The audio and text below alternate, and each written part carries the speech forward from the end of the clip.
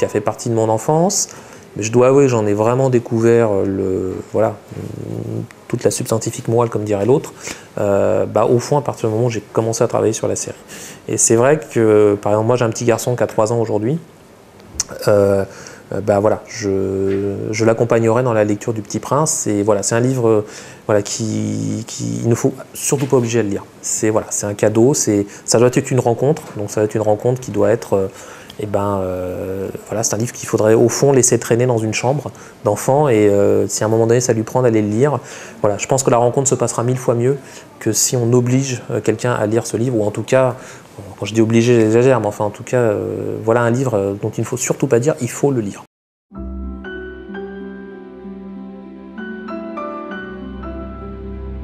Le producteur, ça va être celui qui va aller chercher le projet, qui va le monter financièrement, qui va faire en sorte que tout ça existe. Voilà. Donc sans un producteur, les projets auraient du mal à exister. Moi, à mon niveau, en tant que producteur exécutif, il y a le mot exécutif, donc exécutant. Je travaille directement avec le producteur pour faire en sorte que tout le projet qu'on a monté, au final, on puisse en tout cas l'avoir en image qui bouge et que ça existe. C'est vraiment un travail d'accompagnement sur toutes les étapes, les grandes étapes artistiques. Et donc, à l'intérieur de ça, il y a la question de la fabrication, puisque quand on a une bonne idée sur le papier, il faut aussi pouvoir la fabriquer derrière. Donc il faut pouvoir adapter cette idée à des contraintes de temps et des contraintes de budget.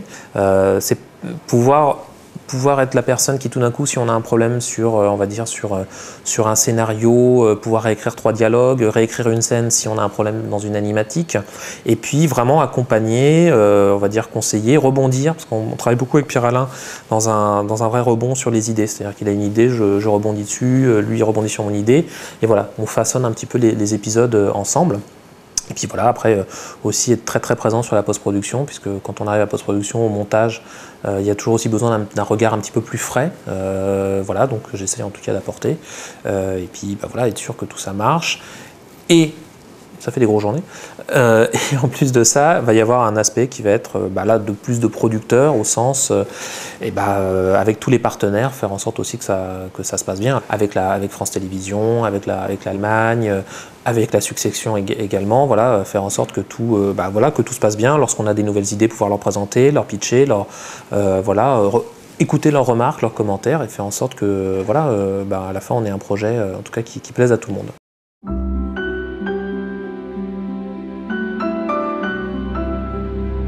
La plus grande difficulté lorsqu'on adapte Le Petit Prince par rapport à la série d'animation, c'est d'avoir ce petit livre. On l'a dit 1 milliard de fois, c'est un petit livre en nombre de pages, mais alors immense en termes d'interprétation, en termes de tout ce qu'on peut y trouver. Et donc, par quel bout on va le prendre, quel est le fil de laine qu'on va dérouler pour arriver à en faire une adaptation. Tout en respectant encore une fois un esprit, faire une série qui va plaire aux enfants, d'aujourd'hui et de demain on va dire, mais avec des codes qui ne sont pas forcément des choses qui existent dans la narration originale, et mettre un petit peu plus d'action, faire un personnage qui serait peut-être un petit peu plus actif qu'il ne l'est dans le livre, et encore une fois tout en gardant cet esprit, tout en gardant donc je pense qu'on l'a souvent dit, c'est une bonne adaptation, c'est une trahison au départ, pour pouvoir mieux revenir, on va dire, à l'idée d'origine. Voilà. Donc, il y a énormément de thèmes, il y a énormément de valeurs dans Le Petit Prince. Je pense que pour moi, alors je dirais que pour répondre à cette question, il va falloir être honnête, parce que je pense qu'on a chacun notre lecture du Petit Prince, et on va aussi un petit peu y chercher c'est ça la force du livre, c'est qu'on va y chercher aussi des choses qui nous touchent, et puis surtout découvrir des choses auxquelles on n'avait pas pensé.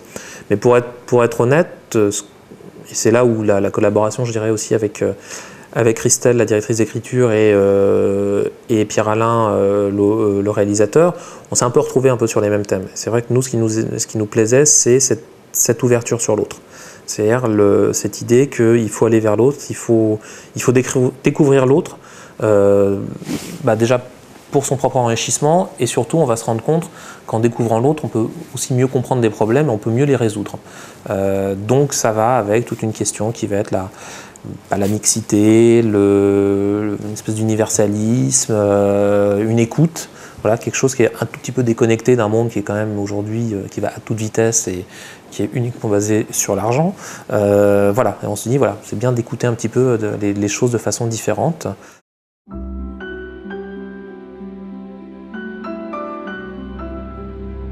C'est un personnage qui est une icône. Donc c'est un personnage, voilà, on montre le Petit Prince, on n'a pas obligé de mettre le titre dessus, on le reconnaît. Il y a déjà du mouvement dans le personnage, c'est ça qui est étonnant. C'est-à-dire qu'on a quand même un dessin qui a été fait par quelqu'un qui disait qu'il ne savait pas dessiner, et pourtant c'est un des dessins les plus célèbres au monde. Et il y a, mine de rien, une notion de mouvement dans le trait de Saint-Exupéry, c'est très étonnant d'ailleurs. Par exemple, moi je pense tout le temps au dernier dessin du livre, quand le Petit Prince tombe après avoir été mordu. Bon voilà, on sent le personnage qui tombe, on sent tout ça.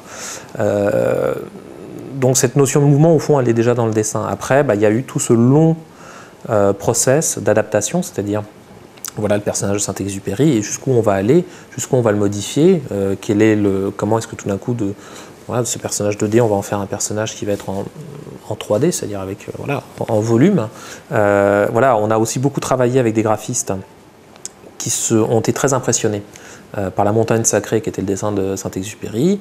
Et puis il y en a d'autres, et je pense à Bertrand Gatignolles, voilà, qui est aussi l'auteur du personnage, de l'adaptation du personnage, qui, à un moment donné, voilà, en quelques traits, un portrait en noir et blanc, le fameux, c'est celui sur lequel tout le monde s'est dit « ok, c'est lui ». Lui, il y a été, on a trouvé le langue, on a trouvé la façon de faire. Ensuite, on a retravaillé avec Pierre Alain et ses équipes pour les équipes de modélisation, parce que voilà, il y a un dessin, on était toujours dans un dessin 2D, mais après il a fallu faire une sculpture virtuelle. Et c'est là où on a affiné, on a finalisé le personnage, et à partir de là, on a commencé à le faire bouger. Et donc il y a toute une grammaire de mouvement, en tout cas, qu'il fallait lui inventer. Et voilà, ça fait partie de tout notre travail depuis maintenant plus de 2 ans.